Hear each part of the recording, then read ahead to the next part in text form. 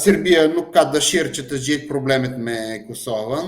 Unë nuk mendoj se përfaqësuesit amerikan do të ndërmerrin hapa më të ardhshme që mund të rrezikojnë stabilitetin e Kosovës. Po, është problem jo stabiliteti i brendshëm politik në Republikën e Kosovës, por jo kaq shumë. Nuk ka bërë dhe nuk po bën presionin e nevojshëm ndaj Vučićit që të normalizohet situata jo vetëm në marrëdhëniet me Kosovën. Çdo dialog me Serbinë, ndërmjet Serbisë dhe Kosovës është dekur tani për tani. E dim se Serbia nuk ka dëshirë që të zgjidhë problemet me Kosovën, sepse nuk dëshiron që Kosova të stabilizohet natyrisht. Edhe faktori ndërkombëtar, Shtetet e Bashkuara, Bashkimi Evropian, këto 3-4 vite janë shumë përqendruar mbi Ukrainën, agresionin rus atje, për 2 vite mbi luftën në Izrael, sulmet terroriste kundër Izraelit në Gazë, në ngjarjet, tani kur kemi shpresa që do të ketë një paqe të qëndrueshme në Izrael, në Gazë, midis Izraelit dhe vendeve arabe, ndoshta Washingtoni, Brukseli do të kthejnë sytë ndaj Ballkanit, do të angazhohen edhe më shumë me dialogun, por prapë se prapë në muajt në vim nuk do të ketë asnjë përparim real. Edhe situata ndërkombëtare është e komplikuar, pra nuk mund të kemi shpresë që dialogu mund të zhvillohet dhe mund të ketë përparime të dukshme. Është e vërtetë se Kosova më shumë nga shtetet e tjera në Ballkan varet nga faktori ndërkombëtar, sepse e dim se për fat të keq ende nuk është përfunduar me sukses të plot anëtarësimi i Republikës së Kosovës në organizatat ndërkombëtare, në Kombet e Bashkuara në vend të parë.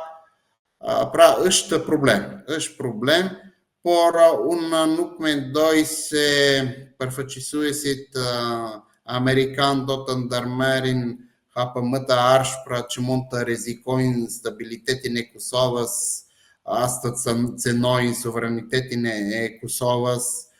Pra, unë mendoj se thjesht janë paralajmërime diplomatike që nuk kanë shumë pesh, nuk e rrezikojnë vetë stabilitetin e Kosovës në plan strategjik, në plan ushtarak ose në plan ekonomik.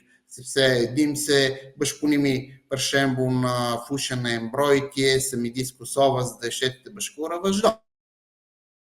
Bëhet fjalë për procese të rëndësishme, partneriteti, ndihma prej Washingtonit vazhdon. Po, është problem jo stabiliteti i brendshëm politik në Republikën e Kosovës, por jo kaq shumë.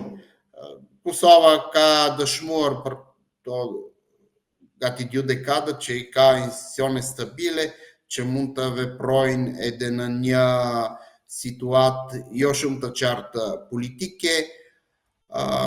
Është diçka normale për proceset demokratike, edhe në Bullgari për 3 vite kemi pasur 7 herë zgjedhje parlamentare, edhe në vende perëndimore, Italia, Belgjika e tjera kanë qenë shumë jo stabile në të kaluarën, edhe sot shohim në Francë janë një krizë teopolitike, janë procese normale për vendet demokratike. Pra nuk mund të kemi ndonjë shqetësim të tillë për zhvillimet politike në Kosovë. Bashkimi Evropian e ka humbur busuan, e ka humbur drejtimin e duhur dhe shpesh është thjesht vëzhgues pasiv, jo vetëm në skenën globale, por edhe si shohim në